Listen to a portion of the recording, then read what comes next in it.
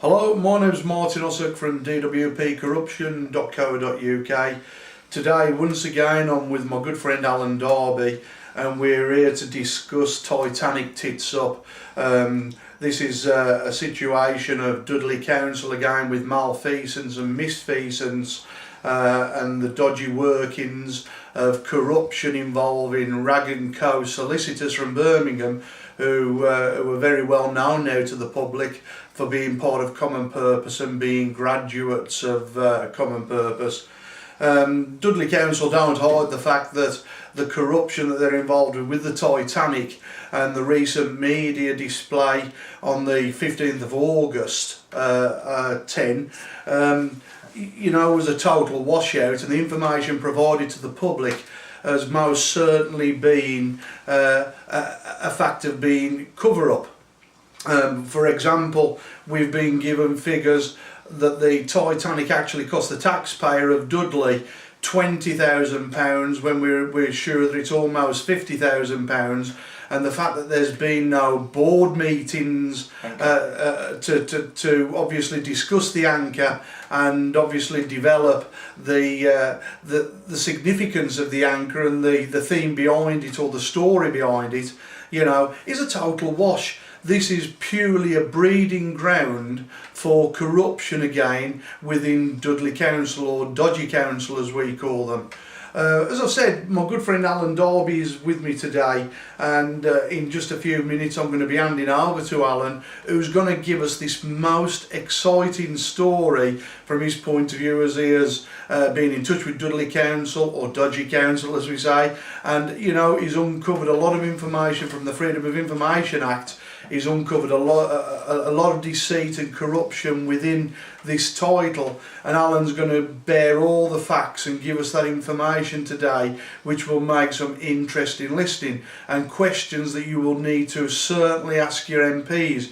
With the MP scandal last year and the expenses and the money that was taken out of the till, this is no different again. Dudley Council full of corruption, using Wragge Co Solicitors who were there to cover that corruption up. And is it any wonder for the people of Dudley that the waste in the taxpayers' money has got to come to the forefront, as everybody's obviously making cutbacks, and this is what we're up against. Right, just for a few minutes I'm going to introduce you now to Alan Darby, who's going to give us a really brief outline before we get shut off or cut off due to the time situation.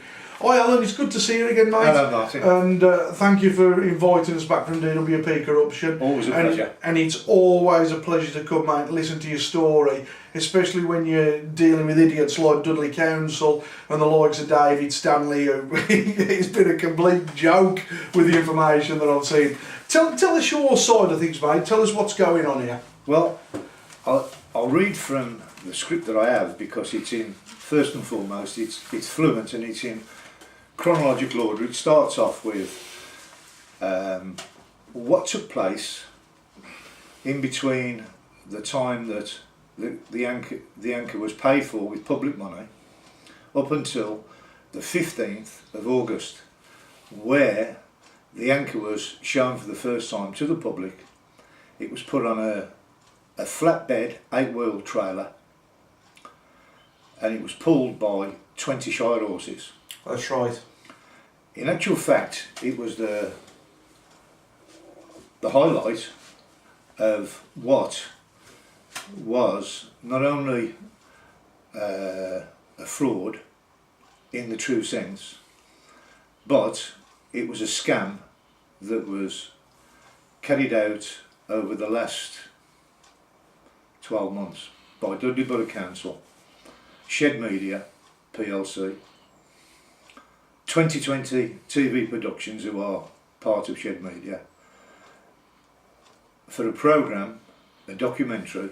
I believe it's a 4-part documentary, I'm not certain on that, and it's called We Built Titanic, which is going to be shown in October at 9:30 on Channel 4. I believe it's the 25th of October, 9:30 on Channel 4, We Built Titanic. It will make Channel 4 and Shed Media millions of pounds, and it was paid for by the unsuspecting people taxpayers of Dudley. It was a sham, it was a con, and what in actual fact they got a fake tanker which was called an exact replica of the Hall paint tanker that was made by Noah Hinley's at Netherton as used on the Titanic. The closest thing that they can make or claim is that it is a replica of the Hall paint tanker. It is not a replica of the Noah Hinley anchor, the famous Noah Hinley anchor that was used on Titanic.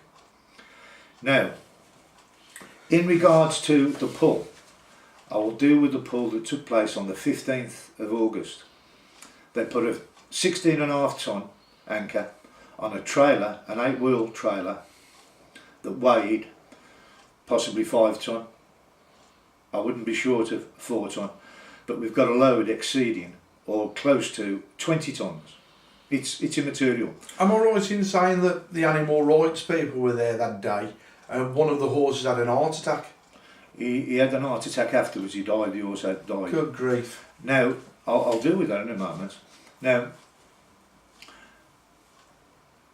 they claimed that the trailer was a truck, and they claimed the truck part to give emphasis or to kid the public pre the day in question that it was going to be pulled on the truck, to call it its correct name, a lorry, L-U-R-R-Y, a lorry that carried the anchor originally in circa 1908, 1911.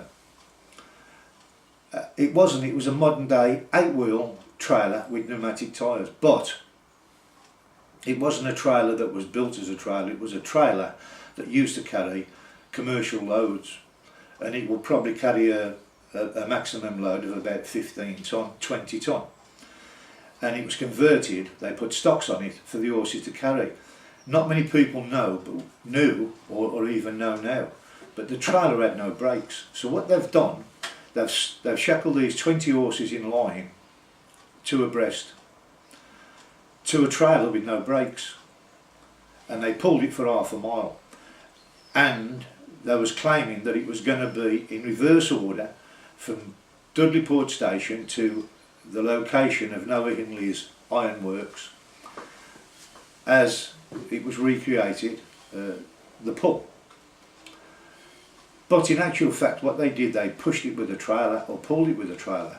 Now, to take a trailer on the road with no brakes is a criminal offence.